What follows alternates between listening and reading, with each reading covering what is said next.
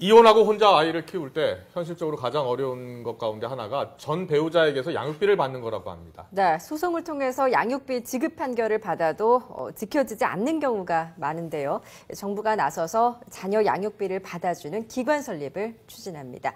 여성가족부 조윤선 장관에게 자세한 이야기 들어보겠습니다. 어서 오세요. 네, 안녕하세요. 안녕하세요. 네, 오늘 업무 보고 하셨었죠? 네, 했습니다. 예, 여성가족부가 올해 어떤 일을 주로 열심히 할 것인가 들어보도록 하겠습니다. 그 양육비를 받지 못하고 있는 한부모 가족이 많다고 들었습니다. 어느 정도 되는 겁니까? 지금 저희 조사 결과로는 한 83%의 이 그 배우자가 양육비 이 합의를 하고도 그리고 명령을 받고도 지급받지 못했다. 그래서 고의로 연락을 두절하는 그런 전 배우자들이 굉장히 많다고 합니다. 아, 그러면 소송 내면 되지 않나요? 예, 근데 자녀가 이제 성년이 될 때까지 양육비는 사실은 여러 번 청구하고 여러 번 지급을 받아야 되거든요. 그런데 현재 있는 이런 법률 구조제도나 이런 것들은 건건이 청구를 하고 건건이 집행을 해야 되는 겁니다. 그래서 사실은 한부모들은 아이를 키우고 또 생계를 유지해야 되는 이중고가 있는데 일하면서 아이 키우면서 이혼 소송에 이 집행을 청구하고 집행하는 게 정말 만만치가 않아서 그래서 그냥 안 받고 포기해버리는 사람들이 83%가 되는 거거든요. 그래서 상담부터 어떤 그 이 채무자의 소재파, 그다음에 재산조사 그런 일련의 과정, 청구하고 집행하는 그런 일련의 과정을 한 건으로 일괄해서 대행해주는 그런 기관이 필요해서 그래서 저희가 한부모의 이행 그 양육비 이행 지원 기관을 만들게 됐습니다. 그렇다면 이제 뭐 소송에서 이겨도 받지 못하는 경우가 이렇게 많다고 하셨는데 지금 설립하시는 기관에서는 그럼 구체적으로 좀 어떤 일들을 하게 되는 건가요? 예, 그 한부모가 어떻게 이 양육비를 받을 수 있는지에 관한 이제 뭐 상담 그리고 지금 어려운 게 이제 소재 파악과 재산 조사예요. 그래서 이제 어떤 금융 재산이 있고 어떤 부동산이 있고 하는 거를 신청할 때 굉장히 여러 항목을 이 표시를 해야 되고 그게 굉장히 어려웠거든요. 그래서 이 국가기관이 여러 이 금융 이 여러 기관과 이 공조를 해서 이런 정보들을 파악할 수 있게 하고 그리고 법원에 실제로 청구 소송을 하고 집행하는 과정을 이제 일괄해서 그 한 건으로 도와드리는 그런 일을 할 수 있습니다. 그렇군요. 이혼을 하게 되면 보통 이제 어머니가 자녀들을 이렇게 기르는 경우가 있고 아버지가 기르는 경우가 있는데 보통 어머니들은 생활력이 없다 보니까 이제 이혼한 남편한테 양육비를 받아야 되는데 남편이 재산을 갖고 있어도 자산이 없다. 그래버리면서 안 주는 경우도 많다고 그러더라고요. 네, 재산을 뭐 은닉하거나 아니면 소재를 불명하게 하거나 또 그런 경우가 굉장히 많이 있기 때문에 그래서 그런 그 어려움을 겪는 가족을 돕기 위한 그럼 그 기관만 찾아가면 되는 거군요. 따로 소송 낼 필요 없이. 원래는 이 기관에서 하는 건 상담과 법률적인 그 지원 대행 이렇게 나뉘어져 있습니다. 그래서 사실은 지금 법률구조공단이나 변호사를 찾아가도 그런 게 가능하지만 말씀드린 대로 굉장히 여러 번에 걸친 별건의 이런 소송을 해야 되기 때문에 그런 것들을 한 번에 해결할 수 있도록 하는 것이고요. 지금 이제 관계기관이 이거를 어떤 형태의 기관을 만들고 관계부처가 어떤 형태의 기관을 만들자라는 거에 관해서는 개괄적으로 합의를 했고요. 법률의 개정은 지금 국회 심의를 앞두고 있습니다. 그러니까 채권 추심까지 정부가 나서서 해준다는 것인데 이게 부처 간 좀 협력도 중요할 것 같거든요. 굉장히 중요합니다. 협력이 지금 다 된 건가요? 예, 지금 여러 부처가 모여서 어떤 형태로 그 기관을 설립하자라는 부분이 합의가 됐고 그 합의된 것을 바탕으로 해서 지금 법안이 작성이 돼서 국회에 가 있습니다. 그렇군요. 그러니까 뭐 해외 같은 경우에도 이렇게 뭐 한부모 가정, 양육비 못 받는 가정을 위해서 뭔가를 해야겠다라고 하면 각 부서가 다 모여서 TF팀을 구성을 해서 추진을 한다고 하더라고요. 그렇게 해서 이제 나온 게 이 기관이죠? 네, 맞습니다. 잘 됐습니다. 그러면 이 관련 법안을 이제 국회에 제출을 해야 될 거 아닙니까? 예, 국회에는 가 있고요. 지금 여성가족위원회에서 이번 2월 국회에 이제 심리를 하게 됩니다.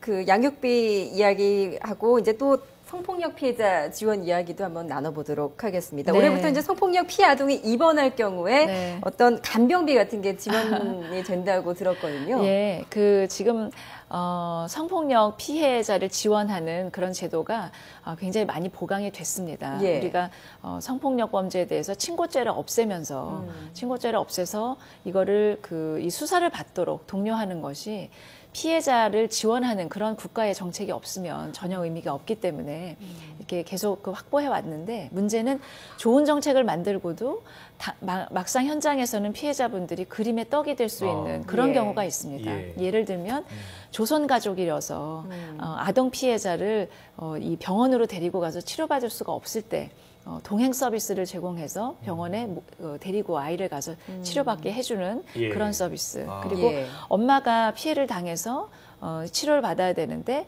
돌볼 자녀가 있어서 병원에 못 가는 경우에는 저희가 자녀 돌봄, 아이 돌보미를 보내드리고, 그리고 간병비가 없어서 입원을 못하고 돌봐줄 사람, 가족이 없는 그런 피해자의 경우에는 입원 중에 간병비를 해서 간병인을 쓸 수 있도록 이렇게 해서 저희가 만들어낸 정책이 현장에서 정말 여하한 가족 사항에 의해서 이걸 쓸 수가 없을 때 그 빈틈을, 그래서 국가가 가족이 되어드리겠습니다 라는 그런 말입니다.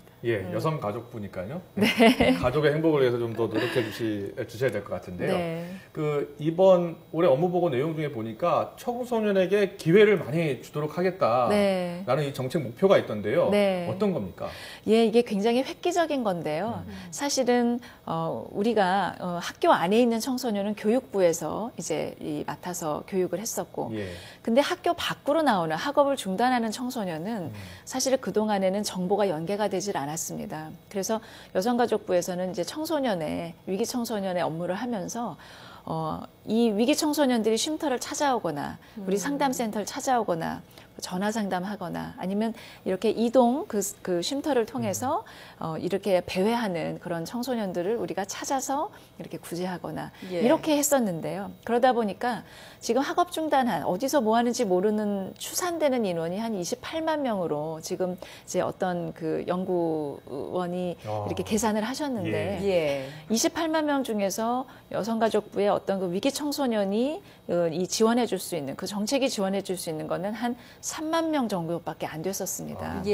그런데 문제는 우리가 학교 밖의 청소년이라 그래서 낙오자가 아니라 여전히 우리 사회 안에 있는 청소년이다. 그리고 청소년은 어디 있든지 간에 기회가 주어져야 된다. 이런 뜻에서 전국의 상담센터를 100% 확충을 하고, 이 상담센터가 이 아이들의 심리 상담, 그리고 적성 검사, 그리고 진로 상담을 하면서 학업이나 아니면 취업, 창업으로 이 학교를 졸업하는 아이들과 마찬가지로 미래를 설계할 수 있도록 그 여성가족부 자체의 어떤 그 자원, 그리고 교육부와 또 고용부 이런 이 공공기관의 자원, 그리고 각 지역사회의 자원을 연계해서 청소년에게 될 수 있는 대로 많은 그런 제대로 된 기회를 줄 수 있는 그런 그 정책으로 이번에 마련했습니다. 근데 조금 전 화면을 보니까 이제 인터넷 사이트 그 성범죄자 그 알림이 사이트가 나오더라고요. 이게 이제 성범죄의 신상 정보 같은 게 인터넷에서는 제공이 됐었는데 이게 스마트폰으로도 확대가 된다고요? 네, 그 인터넷으로 이제 그 검색이 가능했었던 것이 스마트폰 앱을 지금 개발해서 시범적으로 활용하고 있는데요. 이렇게 이동하실 때 어느 지역에 갔을 때 이 지역에 거주하고 있는 성범죄자를 이제 조회하실 수가 있는 거죠. 바로 확인할 수 있는 거네요. 네.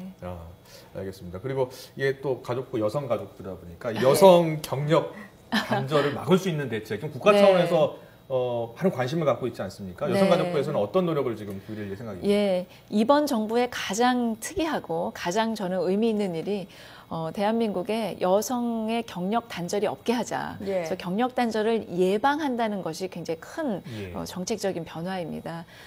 이제 여성의 경력 단절을 예방하는 거는 복지부, 고용부, 기재부, 여성가족부 모든 부처가 하는 일이고요. 특히 이제 여러 가지 정책이 있지만 여성가족부는 그 중에서도 일가정 양립하는 문화를 확산하고 또 특히 그런 경영을 하는 그 기업에 가족 친화 인증을 줘서 또 이 인증 기업들이 실질적으로 인센티브를 활용할 수 있도록 작년에 이 전체 부처에서 하고 있는 R&D 지원 사업에 혹시 가족 친화 경영을 하는 회사들이 가산점을 받을 수 있는지 쭉 정책 조사를 했습니다. 그랬더니 산업부, 중기청, 미래부가 모두 이 규모가 한 2조 5천억 원 정도 되는 지원 사업에 가족 친화 경영을 하는 그런 기업에 실질적인 가산점을 주겠다. 이렇게 해서 아주 효과적인 그런 이 문화 확산에 도화선이 될 것 같습니다. 가족 친화 경영이라는 거는 그러니까 이제 보면 뭐 육아휴직 제도를 좀 자유롭게 사용하고 뭐 이런 것들이 다 가산점으로 포함이 되는 건가요? 맞습니다. 직장 예. 어린이집이 얼마나 있는지, 육아휴직을 얼마나 자유롭게 쓰는지, 예. 또 유연한 근무를 얼마나 활용하는지, 또 이 그 집에서 근무하는 이런 장소적인 유연 근무제를 어떻게 쓰는지 이런 모든 이 것들이 이제 이 항목으로 해서 점수로 이 평가가 됩니다. 예. 네. 지금 저희 PD가 질문 네. 하나만 좀 물어보라고 해서 네네. 혹시 지금까지 지내오시면서 네. 경력이 단절된 경험은 없으세요? 저요? 경력이 단절된 글쎄요. 있죠. 대학을 졸업하고 예. 사법시험을 여러 번 떨어져서 사법시험 붙고 연수원에 들어갈 때까지 제가 예. 한 4년 정도 경력이 단절됐었고요. 예.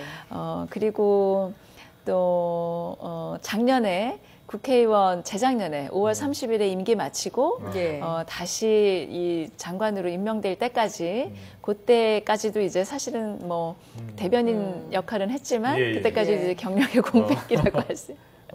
주변에도 사실 그런데 네. 뭐 장관님보다도 경력 단절 경험이 많고 또 네. 다시 복귀하고 싶어도 못 하시는 분들 많잖아요. 네. 예. 그분들을 좀 네, 사실 그런 것 같아요.